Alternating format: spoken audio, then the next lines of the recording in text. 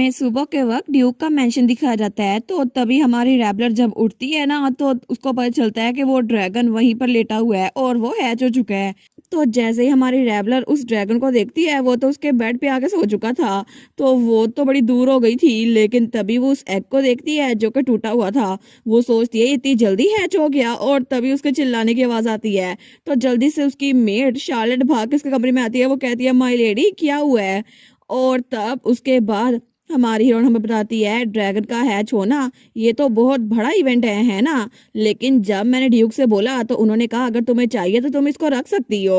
उन्होंने कोई खास रिस्पॉन्स नहीं दिया। लेकिन शार्लेट मेरी मेड, जब मैंने उससे इस बारे में पूछा तो उसने कहा अगर आप चाहें तो मैं इसको डिस्पोज कर सकती हूँ। लेकिन सच में वो लोग तो बिल्कुल सरप्राइज ही नहीं थी कि ये ड्रैगन मेरे पास है। लेकिन सबसे ज्यादा सरप्राइज रोआन था। वो कहता है सच्ची ये बिल्कुल असली है। तो हमारी हीरोइन सोचती है ये होता है नॉर्मल रिएक्शन, फिर भी ये पूरा वक्त होता रहता है, शायद ये अच्छी चीज है। लेकिन अभी ये लोगों पे आग उगलना तो नहीं शुरू कर देगा है ना। वो थोड़ी परेशान हो गई थी, लेकिन तब वो टहलने के लिए बाहर आई थी गार्डन में। तो वहां पर कोई गुजर रहा था। वो था हमारा कैलिक्स, जो कि अपनी सोचों में गुम था। तो वो उसको देखती है, वो सोचती है कैलिक्स बिल्कुल अब तो इसको टेरिटरी छोड़ के जाना पड़ेगा ना। लेकिन तभी वो उसको देखती है और उसको बुलाती है। वो सोचती है एम्परर को अगर पता चल गया कि कैलिक्स यहाँ पर है, फिर तो बहुत ज्यादा डेंजरस होगा ना। इसी वजह से उसे अपने आप को मर्सनरी के तौर पर डिस्गाइज करना पड़ेगा। लेकिन तब उसे कहती है क्या तुम रेडी हो। तो कैलिक्स कहता है हाँ बिल्कुल, मैं अभी निकलने ही वाला हूँ। और तब उसके पास आके कहता है सॉरी रैबलर, जैसे ही हम मिले हैं हमें दोनों को अलग होना पड़ रहा है फिर से। तो हमारी हीरोइन कहती है कोई बात नहीं, मैं तो बस इसी बात पे खुश हूँ कि हम लोग मिल पाए। लेकिन वो सोचती है मेरे चेहरे पे साफ साफ लिखा है कि मैं चाहती हूँ यहाँ से ना जाए। तो वो उसका हाथ पकड़ता है और कहता है बस मेरे लिए थोड़ा और इंतजार करना ठीक है, क्योंकि जैसे ही चीजें सारी सेटल हो गई ना तो मैं एक दिन तुम्हारे पास आऊंगा और तुम्हारे साथ ही खड़ा रहूंगा। ठीक है, तो डेफिनेटली मैं वापस आऊंगा। और तब वो उसकी तरफ स्माइल करके देखते हैं। लेकिन हमारी हीरोइन वो भी स्माइल करती है। वो कहती है ठीक है, तो मैं तुम्हारा इंतजार करूंगी कैलिक्स।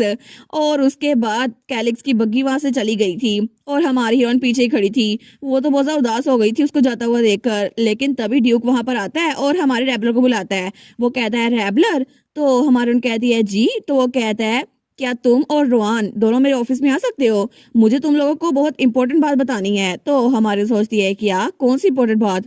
और थोड़ी देर बाद जब वो लोग ऑफिस में पहुंचे थे ना, तो ड्यूक कहता है डिप्लॉयमेंट, मैं डिप्लॉयमेंट के लिए जा रहा हूँ। वो कहती है डिप्लॉयमेंट सच में, क्या आप फिर से जंग में जा रहे हैं। वो कहता है बिल्कुल। तो हमारी कहती है लेकिन कब। तो ड्यूक कहता है ऐसा लगता है कि जल्द ही डिपार्चर सेरेमनी एम्पीरियल पैलेस में रखी जाएगी, तो फिर मुझे जल्दी निकलना होगा। हमारी सोचती है क्या इतनी जल्दी। लेकिन तब ड्यूक कहता है जब तक मैं यहाँ से दूर रहूंगा ना, इस पूरी टेरिटरी के मैनेजमेंट रोआन संभालेगा। तो रोआन कहता है जी फादर मैं समझ गया। तो हमारे तो सैड हो गई थी। वो सोचती है वो टाइम आ ही गया है ना, क्योंकि ओरिजिनल स्टोरी के हिसाब से अब से 10 सालों तक ड्यूक को जंग में रहना पड़ेगा और ये वही वक्त होगा जब वो बगावत के लिए पूरा प्लानिंग करेगा। लेकिन दूसरे लफ्जों में कहें तो अगर ड्यूक अभी गया तो वो 10 सालों तक लौट नहीं पाएगा। और इस सारे वक्त में ना सिर्फ ड्यूक चला जाएगा बल्कि मुझे भी एम्पीरियल पैलेस लौटना पड़ेगा। तो क्या मैं दोबारा से प्रिंसेस की कठपुतली बन के रहूंगी, मुझे यहाँ से नहीं जाना। वो सोचती है एम्परर तो मुझे जरूर समन करेगा, तो आखिर मैं क्या करूं। लेकिन तभी उसका डैड उसको देखता है और उसके पास आता है। वो कहता है रैबलर तुम प्लीज फिक्र मत करो, चाहे मैं यहाँ से जा रहा हूँ लेकिन तुम्हारा भाई रोहान यहीं पर है और तुम्हें कहीं जाना नहीं पड़ेगा ठीक है। और मैं हमेशा तुम्हारी साइड पर रहूंगा, तो तुम्हें फिक्र करने की कोई जरूरत नहीं है। और अगर तुम्हें कोई मसला हो ना तो रोहान से कहना, वैसे भी वो यहीं पर है। लेकिन तब रैबलर तो रोने वाली हो गई थी। तो ड्यूक कहता है तुम्हें डरने की कोई भी जरूरत नहीं है, सब कुछ बिल्कुल ठीक रहेगा, तो तुम्हें फिक्र करने की कोई भी जरूरत नहीं है ठीक है। वो सोचती है बिल्कुल ड्यूक सही कह रहे हैं, क्योंकि अब डरने से कुछ भी सॉल्व नहीं होगा। वो कहती है कि आप हमेशा मेरी साइड पे रहेंगे। ड्यूक कहता है बिल्कुल। तो हमारी कहती है मैं तो मजाक करी थी, मुझे ये बताएं कि आपके कैंपेन की प्रिपरेशन क्या वो ठीक हो गई है। तो वो कहता है हाँ हाँ वो तो हो रही है, लेकिन मैं मजाक नहीं कर रहा था, मैं सच में तुम्हें अपनी टॉप प्रायोरिटी समझता हूँ। तो रोहान भी स्माइल करता है। लेकिन तभी थोड़ी देर बाद वो भी थोड़ा सीरियस हो गया था अपने डैड के जाने के बारे में सुनकर, और उसको रैबलर की भी टेंशन हो रही थी। लेकिन तब हमें डायरेक्ट शाम का वक्त दिखा जाता है और वो बग्गी जिसमें कैलिक्स जा रहा था। तो वो सोचता है मुझे यकीन नहीं आता कि वो सच में एक ड्रैगन ही था। और तब हमें कल रात का सीन दिखा जाता है जब सबसे पहले हमारे कैलिक्स ने उस ड्रैगन को देखा था। लेकिन कैलिक्स तो उस ड्रैगन को देखकर बहुत ही जरा शॉक हो गया था। वो सोचता है सच में, मैं तो रैबलर को चेक करने के लिए आया था कि वो सो रही है या फिर नहीं, लेकिन ये तो बहुत ज्यादा शॉकिंग सीन है। एक ड्रैगन, वो भी असलियत में, वो यहाँ पर है, इसी वजह से मैं डर गया। लेकिन वो ड्रैगन तो बड़े आराम से बैठा हुआ था वहां पर। तो कैलिक्स उसकी तरफ हाथ बढ़ाता है। वो सोचता है क्या ये सच में एक असल ड्रैगन है।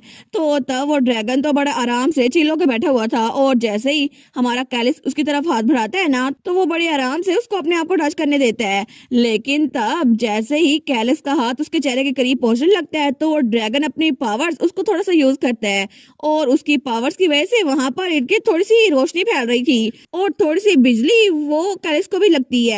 तो कैलिक्स अपनी आंख बंद करता है। वो सोचता है क्या मुझे दर्द हो रहा है, लेकिन मेरी पीठ पर कुछ है जो मुझे लगता है कि अनलीश हो रहा है, और वहां पर ड्रैगन का मार्क था, क्योंकि असल में कैलिक्स वो भी ड्रैगन का डिसेंडेंट था। लेकिन उस रेड ड्रैगन की वजह से उसका मार्क वो थोड़ा थोड़ा अनसील हो रहा था। लेकिन थोड़ी देर बाद ही वो छोटू सा ड्रैगन थक गया था और वहां पे आराम से बैठ गया था। तो हमारा कैलिक्स सोचता है क्या ये थक गया, इसका मतलब है अभी ये बेबी है इसी वजह से। लेकिन तब उसको भी बड़ा पसीना आ रहा था। वो सोचता है जिस वक्त मैंने उस ड्रैगन को हाथ लगाया ना, उसी वक्त मेरी पूरी बॉडी में थोड़ी थोड़ी करके पेन महसूस हो रही थी। मुझे लगता है कि मेरी बैक पर जो ड्रैगन की सील थी ना, जिसकी वजह से मैं ड्रैगन शिफ्ट नहीं कर पाता था, मुझे लगता है कि वो सील थोड़ी थोड़ी करके ब्रेक हो रही है। तो इसका मतलब है कि वो ड्रैगन अगर बड़ा हो गया तो क्या पता वो मेरी हेल्प कर पाए। और वैसे भी अभी तो वो हैच हो रहा है, इसी वजह से उसकी पावर्स इनसुफिशिएंट थी। लेकिन जैसे ही वो एक अडल्ट बन गया, और मैं भी तब तक अडल्ट बन जाऊंगा, तो इसका मतलब है कि मैं अपनी पावर्स को मुकम्मल तौर पे इस्तेमाल कर सकता हूँ। तो अपनी मुट्ठी बंद करते हुए सोचता है, और अगर ऐसा दिन आया जब मैं अपनी पावर्स को इस्तेमाल कर पाया, तो फिर एम्परर तुम मुझसे बच के रहना, क्योंकि मैं अपना बदला खुद अपने हाथों से लूंगा। और तभी हमारे कैलिक्स की पीठ से ड्रैगन के पंख नजर आते हैं, क्योंकि असल में वो ड्रैगन की ब्लड लाइन से था, और उसने पूरा का पूरा इरादा बना लिया था कि जैसे ही उसके पास उसकी पावर्स आई ना, तो वो एम्परर कर्टिस से बदला लेगा। और अगर ऐसा होगा ना, तो कितना अच्छा रहेगा ना कि एम्परर जो हर किसी की फैमिली तबाह करता रहा था ना, उसके साथ भी ये सब कुछ होगा, तो अच्छा ही हो जाएगा, मजा ही आ जाएगा। और इसी के साथ ये वाला पार्ट यहीं पर ख़त्म। तो आप लोग बताइएगा आप लोग को ये पार्ट कैसा लगा, और वीडियो को लाइक और चैनल को सब्सक्राइब लाजमी कीजिएगा। बाकी वीडियोस का लिंक भी स्क्रीन पर नज़र आ रहा होगा, तो काइंडली उनको भी चेकआउट कर ले। और thank you so much for watching my videos. Stay safe, bye bye.